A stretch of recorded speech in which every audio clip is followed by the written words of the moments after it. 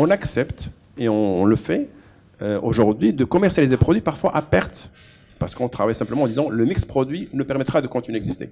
On ne va pas se lamenter sur notre situation, on ne va pas dire qu'on perd de l'argent, on est à la rue. Non. On gagne quand même notre vie, et c'est important puisqu'on crée des emplois. Mais qu'est-ce qu'on veut? Est-ce qu'on voudrait avoir des industries florissantes qui génèrent un résultat, de la valeur ajoutée, créer des emplois, ou on voudrait des gens qui vivent constamment en train de rembourser les crédits et jamais de se développer? Nous, on voudrait une industrie forte, indépendante, souveraine, qui permet aujourd'hui de répondre aux besoins du Maroc, mais également, pourquoi pas, du continent, et faire la coopération sud-sud, faire des transferts de technologie vers le sud. Mais on ne voudrait pas une industrie qui est complètement étouffée. Aujourd'hui, c'est ce qu'on cherche. Si on cherche ça, ben, allons-y.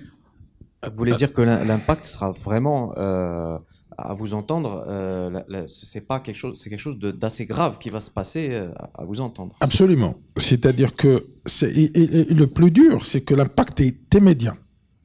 C'est demain. Aujourd'hui, dans notre association, il y a 2 laboratoires qui veulent investir dans le biosimilaire. C'est 250 millions de dirhams, 300 millions de dirhams, d'accord, pour investir dans... Aujourd'hui, ils sont en train de reconsidérer leur investissement. Et c'est des laboratoires étrangers. Donc l'attractivité, du Maroc n'y est plus. Parce que dès que vous allez prendre 20% du coût, vous allez dire, moi, j'irai dans un autre pays. 2, la compétitivité du Maroc, fini. Plus d'investissement, plus d'emplois. Plus d'emplois, plus de... Vous avez parlé tout à l'heure, l'effort. Moi, je vais vous poser une question. S'il n'y avait pas cette industrie marocaine, et avec le générique, à combien vous allez acheter le médicament au Maroc? Non, encore... Non, mais juste, l'effort aujourd'hui, je vous le dis, l'effort aujourd'hui de ces industriels, je rends hommage aux gens qui ont investi, qui ont commencé à investir dans cette industrie il y a 60 ans, qui ont construit, qui ont mis les bases. Bien sûr. C'est pour ça que dans le Covid, la vitamine C, on l'a acheté à combien? À 17 dirhams. Tournez le monde entier, vous l'avez pas trouvé à 17 dirhams. Là, comment il s'appelle? Le zinc, vous l'avez trouvé sur place. L'azithromycine, vous l'avez trouvé sur place. D'accord? L'héparine, vous l'avez trouvé sur place. Vous savez qu'aujourd'hui, en France, vous sortez à n'importe quelle pharmacie, vous trouvez l'augmentin et vous trouvez ces génériques. En France, aujourd'hui, il n'y a pas d'augmentin. Ils sont en rupture de stock. Donc, ces efforts-là que nous avons faits, vous savez, je peux vous donner le traitement de l'hypertension en 2001 était à 350 dirhams par mois. Traitement de l'hypertension d'un Marocain. Vous allez, il y a un traitement de 350 dirhams par mois. Il y avait un produit qui était leader, je ne veux pas citer de nom. Aujourd'hui, il coûte 25 dirhams. Grâce à qui?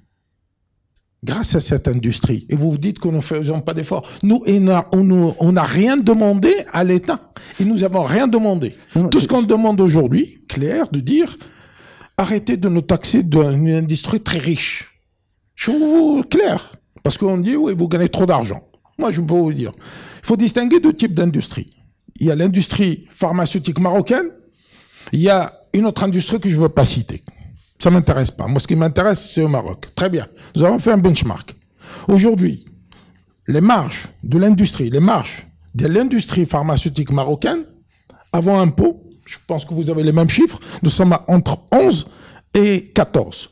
Après impôt, nous sommes moins de 10%. Clair. Aujourd'hui, tous les laboratoires, presque, ils sont sur contrôle fiscal. La contribution d'Yennahna, tous, nous payons entre 10 à 12% de notre chiffre d'affaires impôts, alors que les autres perdent 3%. Et on crée de l'emploi. Vous savez que vous donnez une AMM à un produit générique, local, avec un brand name Maroc. Vous avez en face 10 emplois. Vous avez en face 40 pays où vous pouvez exporter. Tout ça, c'est qui? C'est les efforts de ces industriels. D'accord? Donc, nous étions sur une lancée de développement. Nous étions sur une lancée d'ouverture. Parce que vous ne pouvez pas exporter un produit que vous importez. Sauf si vous avez l'accord du laboratoire multinational. Aujourd'hui, que nous exportons? Nous exportons que l'actif, que des produits génériques, marocains. Donc, si cette loi, si ce projet passe, je peux vous assurer qu'il n'y a plus de générique. Il n'y a plus de générique. C'est les citoyens qui vont continuer à payer un médicament plus cher. La souveraineté, il n'y est plus, parce que qu'est-ce qu'on va en faire? On va orienter, vous savez, les entrepreneurs, c'est tout simple. Vous voulez pas fabriquer? Je l'importe. On vous voyez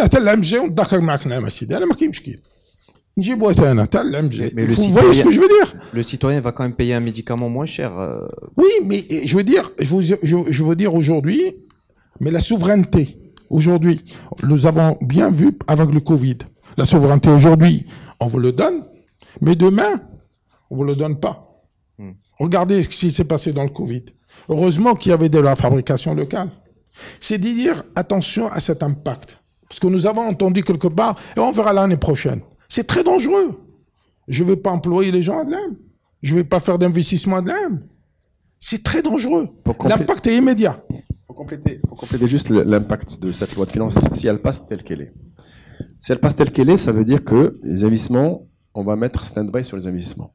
Ça veut dire qu'on ne va plus créer d'emplois internes. Donc, ça veut dire qu'on sera moins compétitif, ou pas du tout compétitif. Et on fait souvent beaucoup de sous-traitance. Parmi ces sous-traitances, on fait la promotion. Vous savez, l'information qu'on donne aux médecins pour expliquer les indications d'un médicament, ses contre-indications, etc. Souvent, on fait appel à des sociétés externes pour faire de la promotion. Et ces sociétés font du marketing pour nous et on les paie avec une TVA de 20%. C'est à peu près, on va compter, à peu près 5-6 000 salariés qui travaillent indirectement pour l'industrie pharmaceutique. Aujourd'hui, on les paye avec une facture avec TVA. Demain, si on ne peut pas déduire cette TVA, ça veut dire qu'on va devoir internaliser cette fonction chez nous pour éviter la TVA. Ça veut dire qu'avec les 5 000 ou 6 000 personnes, ils seront à la rue. Ils seront limogés parce qu'il n'y aura plus de travail pour eux. Ou chez vous.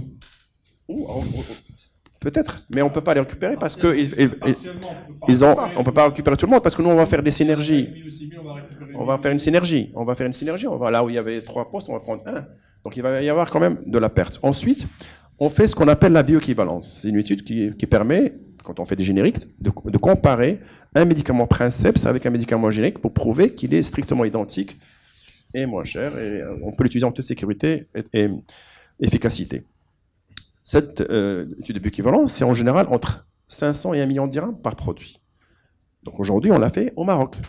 Demain, si je dois payer 20% de TVA, je vais la faire en Jordanie. Et donc toute l'activité qui était générée et la valeur ajoutée qui était créée au Maroc, elle va disparaître. Donc c'est des emplois directs, des emplois indirects qui sont menacés, en dehors de la contribution, si on peut parler de contribution, notre contribution par rapport à cette couverture sociale. Donc il y a des emplois qui sont perdus et définitivement, c'est pas des emplois qu'on va recréer. Donc l'impact il est à court terme, mais également à long terme. Après nous on a fait un benchmark et on a fait un benchmark par rapport aux pays qui sont utilisés par nos autorités pour voir qu'est-ce qu'ils font chez eux au niveau de la TVA. Puisque les médicaments existent aussi dans les pays qui sont du benchmark, il y en a 6, plus les pays d'origine en général, et il y a des TVA, il y a combien de TVA pour les médicaments, combien ils sont remboursés. Donc on a regardé, et les pays de benchmark sont l'Arabie Saoudite, la Belgique, l'Espagne, la France, la Turquie et le Portugal. En France, en Arabie Saoudite par exemple, la TVA est de 0%, mais ils ont droit à déduction, puisqu'ils ont des investissements, donc ils peuvent déduire. En Belgique, la TVA est de 6%, avec droit à déduction. En Espagne, c'est 2,10% avec droit à déduction. La France, il y a 2 taux, mais on a pris un moyen, 4% avec droit à déduction. La Turquie, c'est 10% TVA et droit à déduction. Et le Portugal, qui est le dernier pays du benchmark, c'est 6% avec droit à déduction. Donc nous, on dit, pourquoi le Maroc, on n'a pas de droit à déduction? Est-ce qu'on veut arrêter les investissements? Est-ce qu'on veut tuer l'industrie? Est-ce qu'on veut arrêter la création d'emplois? C'est ça la question qu'on se pose. J'ajouterai juste un élément, juste un complément sur les services. Donc on a parlé de la promotion, mais on parle de façonnage. Vous savez comment on rend un petit peu le coût de fabrication, c'est l'économie d'échelle, compétitif, et l'optimisation de l'outil. Bon, vous avez un laboratoire qui investit dans une machine, au lieu que l'autre investisse aussi dans la même machine, on se fait le façonnage. C'est un service. C'est la sous-traitance. De telle sorte que la machine est occupée 3 fois en 3 shifts pour économiser, parce que vous savez, la matière première, tout le monde l'achète sur le même fournisseur, hein, le même fabricant, et derrière, qu'est-ce qui change entre nous et par rapport à la compétitivité internationale? C'est le coût de la transformation. Donc, cet acte-là qu'on appelle, nous, le façonnage, il va être taxé aussi de 20%. Il est taxé aujourd'hui de 20%. Demain, je ne pourrai pas le récupérer. Ça veut dire quoi? Ça veut dire qu'il va y avoir un coût industriel, extraordinaire, additionnel. Ça veut dire que chacun va avoir une machine qui va tourner à 10%, 15%. Et qui c'est qui paye? C'est les amortissements. Et c'est qui les amortissements? C'est l'État. J'ai fait un petit calcul. Had les 580 millions, 600 millions de dirhams, sincèrement, c'est une politique à court terme. Mais les conséquences sont dramatiques. L'emploi, souveraineté nationale, sur même les impôts, l'IS de l'année prochaine, moins d'activité, moins de chiffre d'affaires, moins d'IS. Et ouais, même pour l'État. C'est anti-économique même pour l'État. Gagné pour l'État aussi. Donc il y a une vision à court terme à votre avis? Absolument. Je pense que on va résoudre un problème rapidement, très bien, à la va-vite, mais les conséquences dramatiques, et ce qui nous dérange, nous, vous savez, le retour sur investissement, vous savez, c'est comme un gros paquebot, hein, l'industrie pharmaceutique. Ils sont là tous. Retour sur investissement, il vous faut 10 ans. Je vous assure. Minimum. 10 ans. Ça veut dire que quand vous le arrêtez, c'est un paquebot, pour reprendre l'élan, c'est énorme. C'est pas une année. C'est on continue sur cette lancée, ou il faut qu'on rediscute. Dans 5 ans, on va voir, et on va perdre des places par rapport à nos concurrents, et notre capacité d'aller comment il s'appelle, d'aller chercher comment il s'appelle, le marché africain. Si Bourel, en tant qu'expert comptable, est-ce que vous confirmez un petit peu les prévisions qu'ils ont données et leur impact, et est-ce qu'il y aurait d'autres solutions finalement que ces décisions du PLF? Alors, confirmer, honnêtement, je n'ai pas les chiffres pour pouvoir confirmer. Maintenant, moi, je reviens sur ce que je disais tout à l'heure. C'est que aujourd'hui, ce qui me dérange, moi, très honnêtement, je trouve que cette histoire de TVA et comment ça a été fait a été très, très mal fait. Maintenant, on est en train de réfléchir, on est en train de parler comme si 2024 allait être comme 2023. Et on oublie que l'AMO a été mis en place, c'est des millions de bénéficiaires, et donc c'est un marché potentiel qui augmente.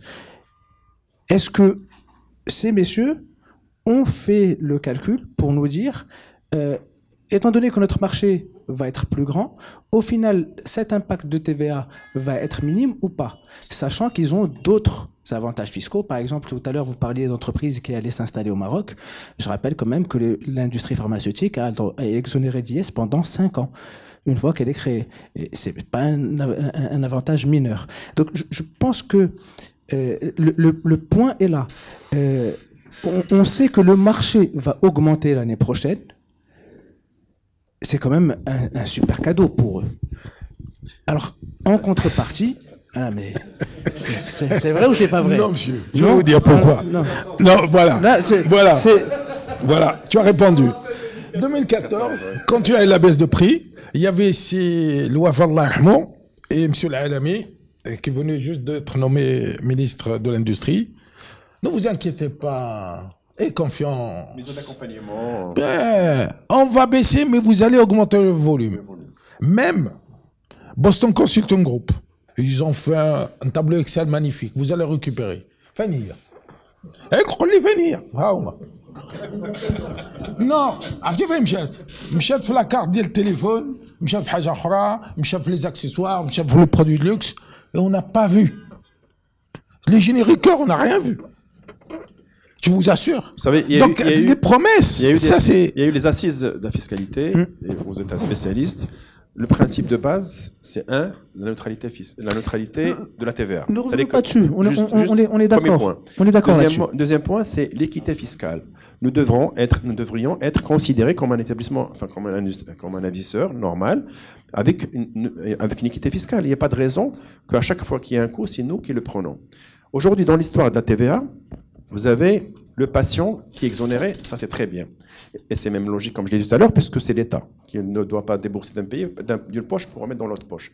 Mais aujourd'hui, ce qui pose problème, déjà dans le passé, et qu'ils veulent effacer d'un trait de crayon, c'est le crédit TVA que la plupart des laboratoires, que l'État doit à la plupart des laboratoires. Donc vous avez des laboratoires qui ont 40, 50, 60 millions de crédit TVA.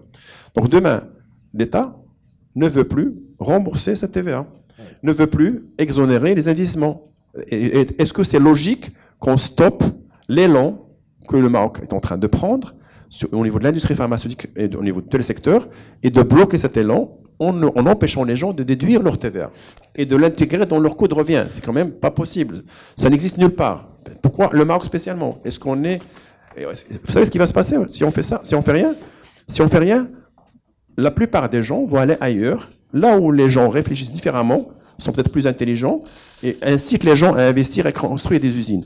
Moi, demain, si j'ai une possibilité d'aller ailleurs, je ferai une usine ailleurs. Pourquoi je vais la faire au Maroc? Puisque j'ai aucune incitation fiscale, il faut payer les impôts. On est un des pays les plus fiscalisés quand même au monde, puisqu'on regardait tout ce qu'on paye comme impôt. Et moi, j'ai créé ma société en 2006. C'est une société qui se développe très très bien, alhamdoulilah, elle va très bien. Sauf jusqu'à maintenant, on n'a pas distribué de dividendes. Pourquoi? Parce qu'on continue à investir et on continue à payer les intérêts pour les banques, etc. Donc, il ne faut pas croire que, comme l'a dit Souhoubache tout à l'heure, parce qu'on a une image malheureusement de gens qui gagnent beaucoup d'argent. On gagne, mais on gagne normalement. Mais c'est pas au niveau national, hein. Rassurez-vous. Je pense que à un niveau international, je pense que c'est un a priori qui on confond les big pharma. Non, bien sûr. Non, mais il y a l'effet Netflix actuellement. Il y a pas mal de séries qui se passent là-dessus. Donc les gens sont un peu pollués par ce qui se passe. Donc il faut absolument voir la réalité. Nous sommes tout à fait ouverts à ce que les gens viennent et on leur ouvre nos livres, qui voient un peu comment ça se passe en interne. Qu'est-ce qu'on investit? Parce qu'il y a énormément de choses qui sont faites, mais les gens ne voient que la partie visible de l'iceberg. Ils ne voient pas ce qui se fait ailleurs. Donc il y a beaucoup d'investissements, beaucoup de recherches, beaucoup de travaux qui sont faits. Vous savez, le prix de la qualité. Aujourd'hui, les standards montent tellement et on est tenu de les faire et on le fait. Mais ça a un coût. On ne fabrique pas, c'est pas comme une industrie normale ou sans être péjoratif de n'importe quelle industrie, mais nous, on a des critères de qualité qui sont très stricts et on est obligé de les tenir. On a des normes, on est considéré comme zone Europe au niveau qualité, donc on doit respecter ces normes. Et donc ça a un coût, mais on ne peut pas demander l'impossible n'est tenu.